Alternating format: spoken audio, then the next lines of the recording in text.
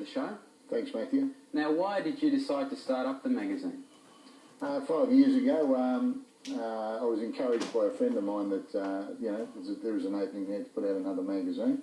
I've been writing for another magazine for a few years before that, and I just thought, I'd try my luck and see how it'd go, and it's gone well. The last 5 years, we're doing pretty good now. Your luck's been pretty good, mate. I've read all the boxing books, and I think by far yours is the one that really covers the world of the sport that I love, boxing, and it's really in depth. How do you manage to get such great scoops and all these stories that you've been producing in the world of boxing? Well, I've established a lot of contacts around the world, Jeff, over a period of time, with some fantastic writers. You've joined the staff, and soon Mathew Brooks will be writing. It's just, a long period of time I've been lucky enough to meet a lot of people involved in the game. I get all the information and the right sort of stories. Now, Ray, of course, you have been involved in the sport for a very long time. What is it about the sport that you love so much? Well, I suppose it's probably the one-on-one situation of guys getting in the ring and doing their best. And I've just, from a very early age, when I was in the early teens, I was very keen on the sport. And, it's been very good to me. As time's marched on, I've been very lucky. Yeah. Now, you're also involved with the IBF. What does that entail?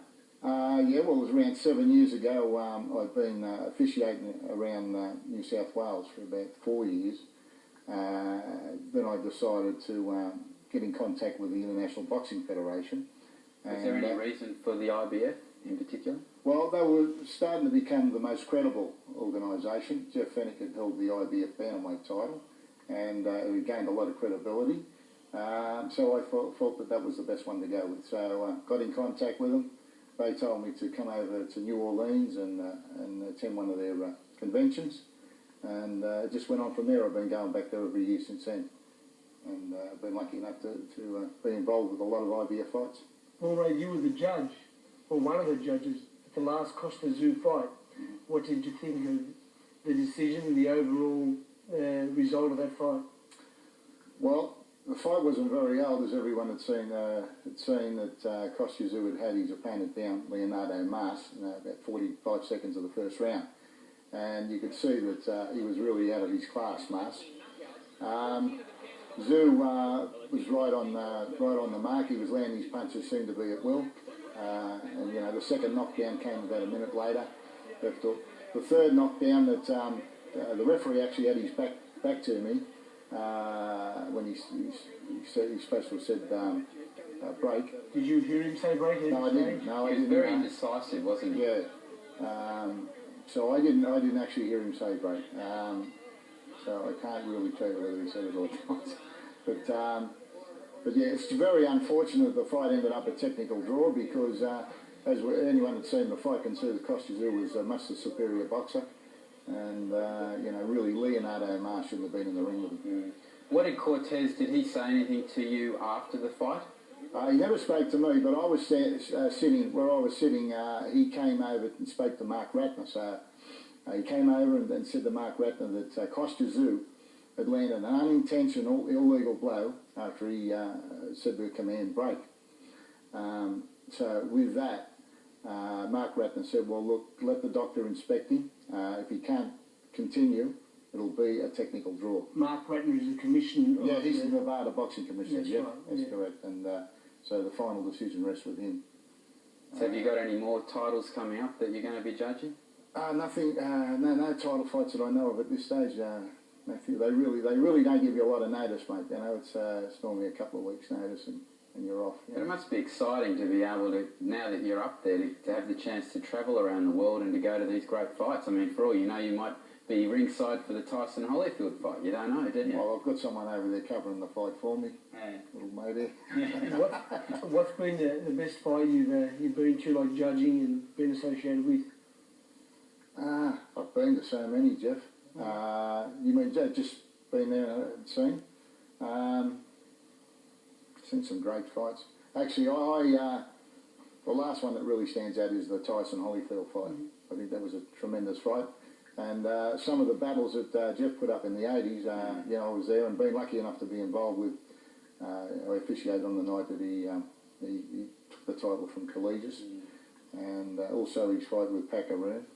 You know, so I was lucky enough to witness all that as well. That's here in Australia, and also I must mention the Benita Costa-Zoo fight. I thought that was a fantastic fight. And now you're lucky enough to have the best boxing magazine in the business as well. With all the boxing. That's right. We're doing well, mate. That's great. Yeah. Well, Ray, thank you very much for joining us on KR. Thanks, Matthew. And all the very best with the magazine. Thanks very much. Okay, well, in a moment we'll be joined by Jeff Fenech's boyhood friend Peter Mitrevski, who in his own right was quite an accomplished fighter, winning 3 national titles. But first, we have one of his battles with arch-rival Charlie Brown. No, not the cartoon character, but a hard nut who fought out in Newcastle.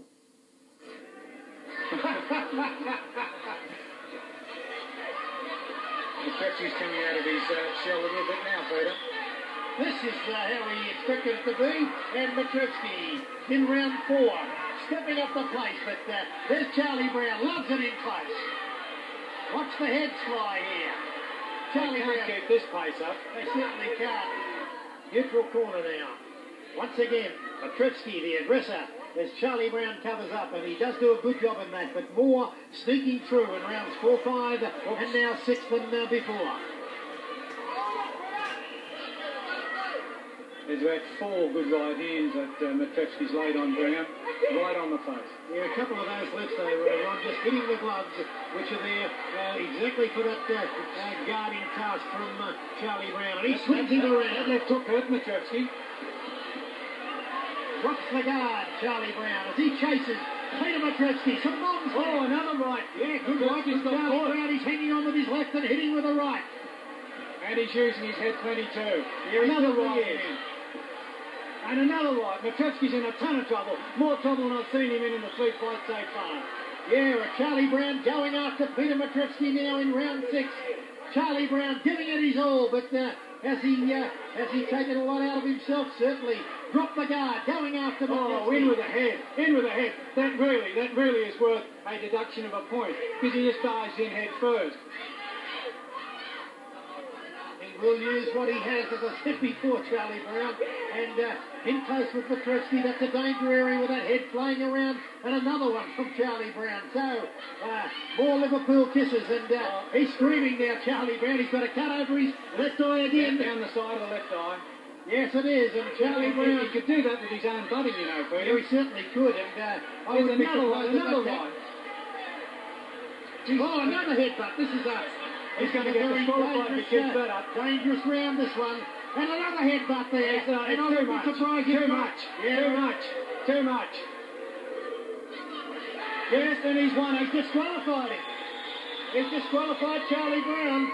And Brown wants to go on with it again, but really, Peter, that was what boxing shouldn't be about. And we're joined now by Peter Mitrevski, and Pete, I gather that you and Charlie Brown don't swap Christmas cards, mate. No, we don't. Charlie's all right. So do you still keep in contact with him at all? No, I don't. I've seen him a few of the fights, and always say hello to him. Yeah, he's all right. Your head must have been a bit sore after that, was it? Yeah, it was, yeah. You made it still look sore today, Pete, to be quite honest. No, it looks all right, Jeff. Now, of course, Pete, you in your own right were quite an accomplished fighter. You won 3 national titles. You must have been pretty proud of yourself. Yeah, I was. I mean, it's something that only 5 people in the Australian boxing history have done, and I'm very proud of it.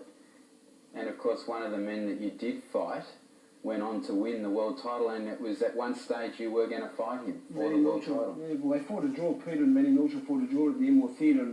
Very great fight, and honestly, that's been Peter's friend, but I was there, and I thought that Peter would have got the decision that day, but Manny went on to accomplish the top of the mountain, and Peter lost a little bit of fire then, and I can't believe that that day we were just so close to being world champion again. He was rated number 4 in the world, and Peter had a great career, and my career was long and great, but I couldn't have done what I'd done without the help of my best mate here, every morning running with me, training with me, and this guy's one of the fittest guys ever, stepped in the ring, and without doubt had much of the biggest heart. Yeah. Now, Pete, you have known Jeff all of your life. You're a little bit older than him. I remember reading. No, actually, just 2 years older than me. Yeah, I look at you. Yeah, look at the grey hairs on him. Now, I understand that you actually from reading the biography that you used to belt Jeff up when he was young. Is that right? Well, I gave him a bashing a couple of times. We were at a shop playing pinball and he tilted my machine, so I gave him a bashing one time, I can remember. That's what I say, there's a difference in age. When you're 10 and somebody's like 20, they can kind of put over you those days, but I certainly, even the score back in the sparring when I grew up and we started the box together, and you know, if anything, I apologise to Peter's parents for the way he is today. Well, mate, that's not what we hear. We hear it's the other way also in the gym. Well, you know, stories fly and you hear rumours and you hear people talk about themselves. But like I said, I'd like to publicly apologise to Peter's parents and to anybody that has to, you know, spend long periods of time because you forget things and stuff. And I had to get him driven to the door and walked in here this morning because of a thing that we call leather poisoning that Peter attracted over the years of sparring with me. Oh, And I would like to apologise to Jeff about his, and to Susie about his nose. Have a go at his nose. That's from copying this from me all the time. Now, Pete, just on a serious note, of course, growing up with Jeff, you would have seen his talent as a boxer develop. Did you realise when he was young that he would go on to be so good? Well, when I first seen him spar at the gym and that, and I mean, Jeff's such a, got so much fitness and everything, such a strong kid, and mate, I realised that he was going to be a world champion. When he first told me that he was fighting for a world title, I couldn't believe it was so quick. Yeah. Although he realised I was going to be a world champion, he still thought he could beat me, and he thought if he's going to be a world champion, that's great, I'll just take it off him. Well, it was my dream to be a world champion, so, you know, I did. That was the reason I trained so hard, and I wanted to be a world champion, but didn't get there. And now, of course, you're in the corner of Kostya Tszyu, one of the best world champions at the moment. Is that good? You must enjoy that terribly. Yeah, I do. That's great. You know, being in the corner with Kostya Tszyu, and I reckon Kostya Tszyu, there's nobody out there that'll beat him. He's just a little dynamite. What's it like actually being in his corner in between rounds? Is there a lot said? Well, Johnny Lewis, when we get in the corner and give him a drink, and Johnny Lewis does a bit of talking, and when he's fighting and that, and I usually try to scream out and say things to Costa because Johnny won't sing out, you know, and but it's great. I enjoy doing it, and Costa's one of the best fighters we're going to see for a long time come out of Australia. And what else are you up to? I've also drive a truck for a living and also doing some building. That's right. Aren't you involved with Jeff in that? Oh no, Peter done his own landing on, has done really, really well, and it's good to see that somebody who obviously didn't make a lot of money out of the sport, and like I said, it doesn't have all these marbles left, can go on to be so successful in business. Sorry, Pete. We might put a fight on now. Oh, look at him carrying away. The gloves are there.